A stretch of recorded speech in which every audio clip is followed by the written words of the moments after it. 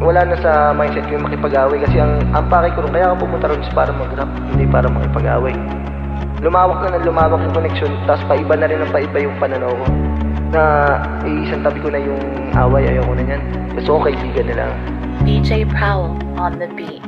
Mula nung napasok kasi sa 187, talagang niyakap ko na yung kultura ng hip-hop. Niyakap ko na yung rap music talaga.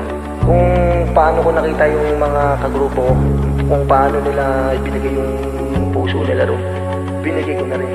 Pag sinabing rap is, andyan na ako. Ito na yung ano ko. Ito na yung parang bahay ko, dito ako. Sasama ako sa inyo. Halika, makinig ka ng pansamantala.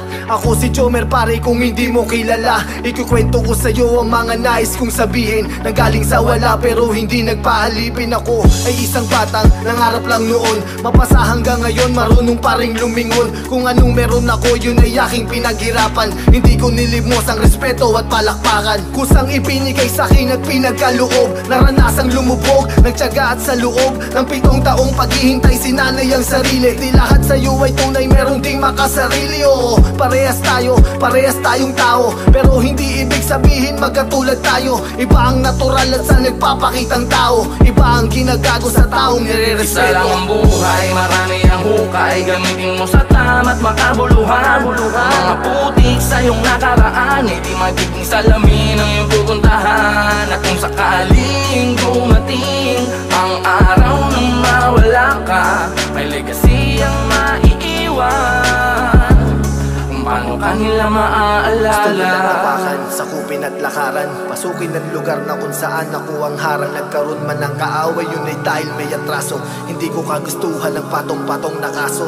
Mayabang daw tignan kasi maraming ang tato.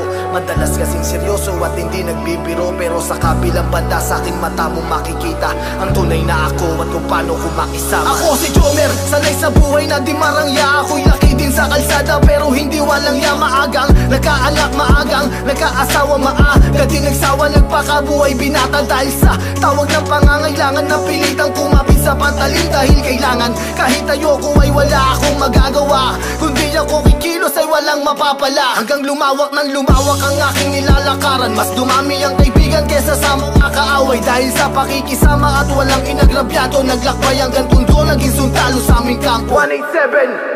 Naging Malate Mobsters kami. Okay. Malate kasi nga taga Malate kami. Hanggang sa kinuha na ako ni Gab, talagang maging 187 Mobsters.